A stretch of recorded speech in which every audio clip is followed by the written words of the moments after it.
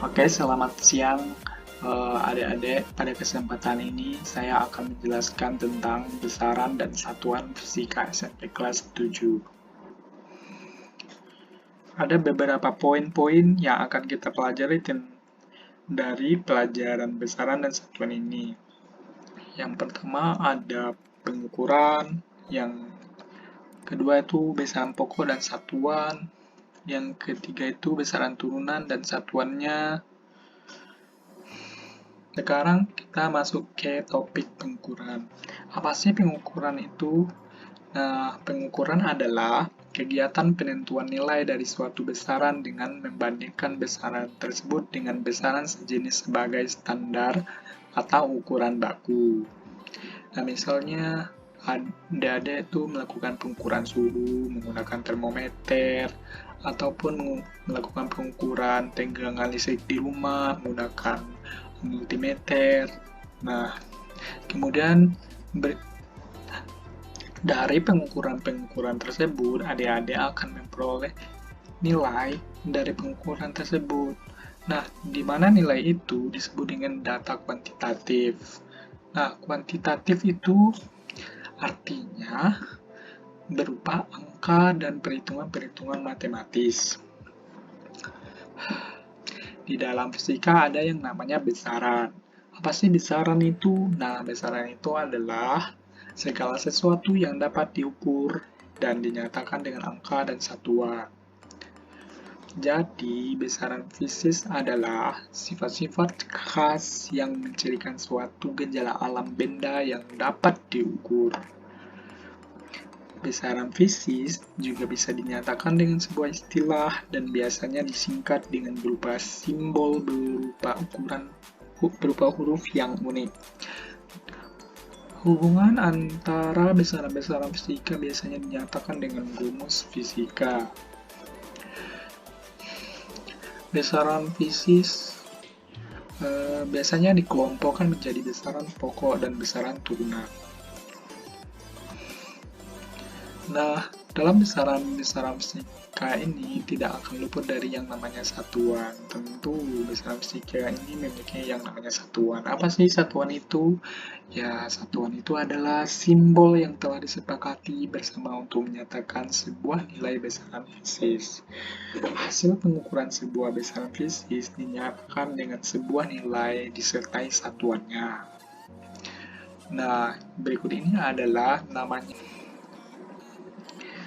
Nah, berikut ini saya akan menampilkan beberapa macam alat untuk pengukuran. Yang pertama, saya akan memperlihatkan tentang jam matahari. Nah, jam matahari ini fungsinya untuk mengukur waktu pada zaman dahulu kala, karena pada zaman dulu kala belum ada alat yang digunakan untuk mengukur waktu. Ini adalah nama jam matahari. Nah, berikutnya ada beberapa macam alat yang namanya jangka sorong, biasanya digunakan untuk mengukur ketebalan. Dan berikutnya ada jam pasir, di mana kita dapat mengukur waktu sehari-hari. Dan berikutnya mistar, kita dapat mengukur panjang dari suatu benda. Kemudian mikrometer seklop dapat digunakan untuk mengukur ketebalan suatu benda. Berikutnya stopwatch. Nah, kita dapat mengukur waktu dari kecepatan kita berlari. Nah, berikutnya saya akan memperlihatkan tentang pengukuran tegangan menggunakan multimeter pada sebuah listrik di perumahan. Menjelaskan tentang silinder platina iridium, di mana alat ini digunakan sebagai massa standar. Nah, ini adalah alat yang namanya silinder platina iridium, yang sejak dahulu kala digunakan sebagai massa standar untuk pengukuran. Berikutnya, adik-adik saya akan menjelaskan tentang besaran pokok. Adik-adik tahu tentang besaran pokok? Nah, besaran pokok itu adalah besaran fisis yang mempunyai satuan dasar yang ditetapkan terlebih dahulu. di mana ada 7 besaran pokok yang wajib adik-adik ketahui dan wajib adik-adik hafal di luar kepala. Nah, ini dia 7 besaran pokok yang wajib adik-adik hafal di luar kepala. Karena kenapa adik-adik harus hafal besaran-besaran pokok ini? Karena besaran pokok ini nanti akan digunakan untuk perhitungan besaran dan rumus fisika untuk menjelaskan gejala-gejala alam yang berkaitan dengan fisika. Nah, besaran yang pertama itu adalah panjang, satuannya meter, simbolnya m.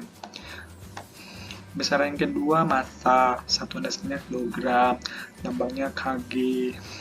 Kemudian besar berikutnya waktu, satuannya second atau detik, simbolnya S kecil. Kemudian besaran keempat suhu, satuan dasarnya Kelvin, simbolnya huruf K besar.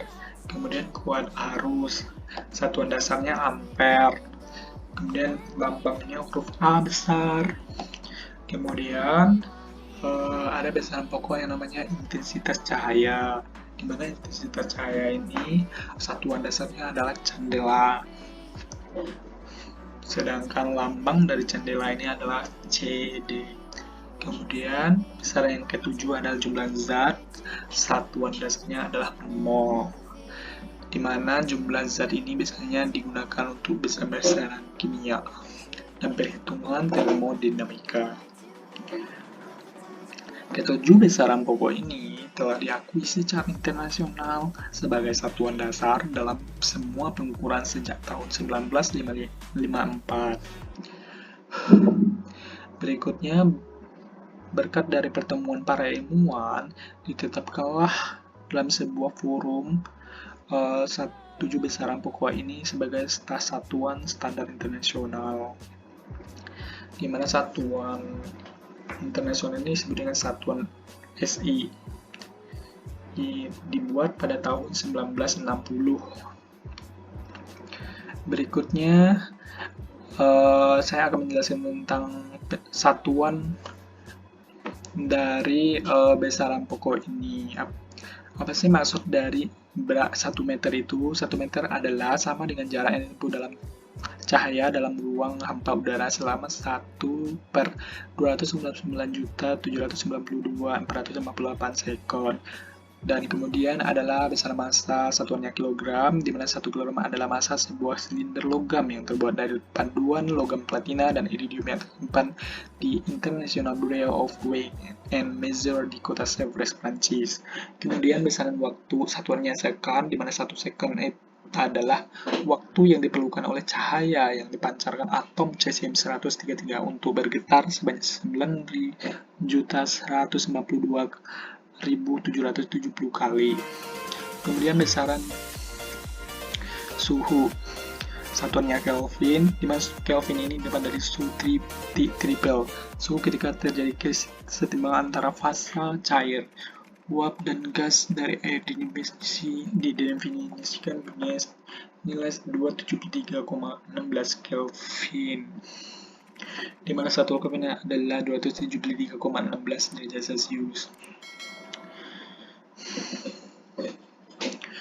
Kemudian kuat arus, satuannya ampere, di mana 1 ampere arus yang mengalir pada 2 kawat sejajar yang setiap panjangnya tidak berhingga dan terpisah sejauh serta ditempatkan dalam ruang hampa sehingga kedua kawat melakukan gaya 2 kali sebelum akar min 7 Newton per meter. Kemudian intensitas cahaya candela. 1 candela adalah intensitas pencahayaan pada arah tertentu dari suatu radiasi monokromatik. Cahaya memiliki satu panjang gelombang dengan frekuensi 540 kali 10 pangkat 12 Hz yang memiliki intensitas radian dalam arah itu sebesar 1/683 watt per steradia. Kemudian jumlah zat, satuannya mol. Jadi 1 mol adalah jumlah atom yang terkandung dalam 0,012 kg karbon isotop 12. Nah, berikutnya saya akan menjelaskan tentang besaran turunan. Apa sih besaran turunan ini? Nah, besaran turunan ini adalah besaran yang diturunkan dari besaran-besaran pokok. Nah, di sini saya akan mencantumkan beberapa macam contoh besaran turunan. Yang pertama itu debit air, satuannya meter kubik per second, kemudian kecepatan satuannya meter per second, kemudian medan magnet satuannya Tesla, kemudian usaha satuannya joule, tekanan satuannya newton per meter kuadrat, kemudian massa jenis satuannya kilogram per meter kubik, daya satuannya watt, kemudian luas satuannya meter persegi, sedangkan volume satuannya meter kubik, kemudian percepatan satuannya meter per sekon kuadrat. Nah, berdasarkan sistem satuan internasional, kenapa sih di dalam Indonesia harus ada satuan? Nah, agar satuan dapat digunakan oleh semua orang dengan mudah dan sama waktu itu digunakan untuk sistem satuan. Dahulu, setiap negara mempunyai sistem satuan sendiri yang berbeda-beda antara yang satu dengan negara yang lain. Dari perbedaan dibuatlah suatu satuan yang dapat digunakan di seluruh dunia dan disebut sistem satuan internasional atau disingkat dengan SI.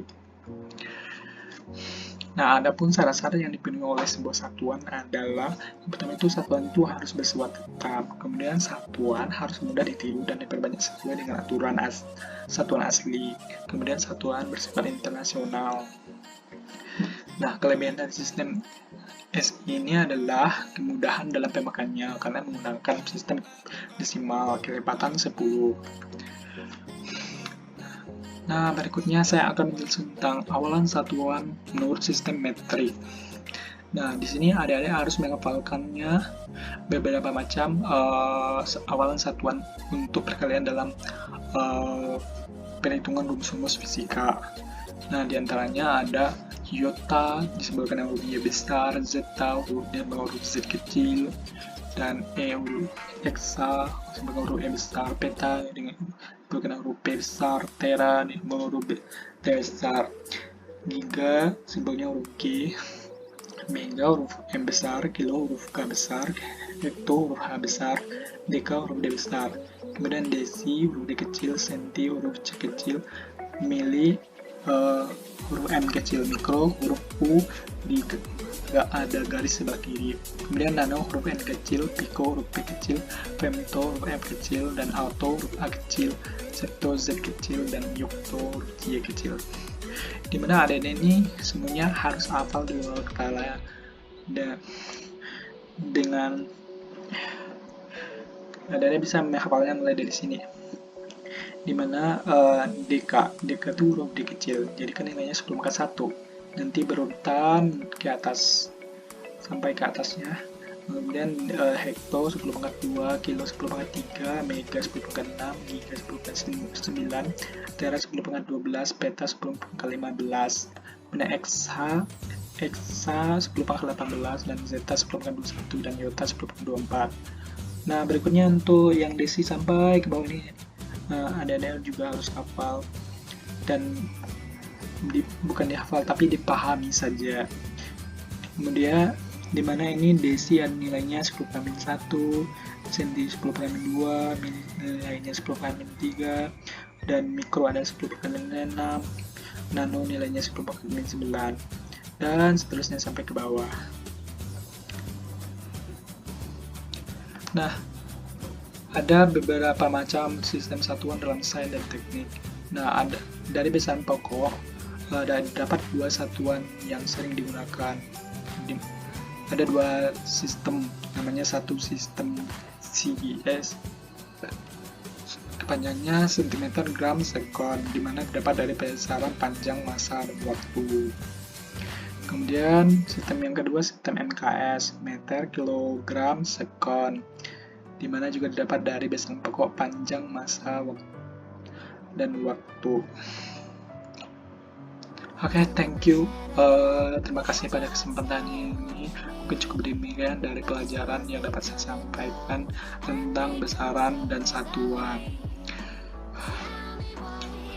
Dan jika adik-adik menyukai dari channel penjelasan saya, adik-adik dapat klik subscribe dari YouTube saya dengan channel DI Science. Oke, terima kasih. Saya mau pamit dan undur diri. Selamat. belajar ya adik-adik.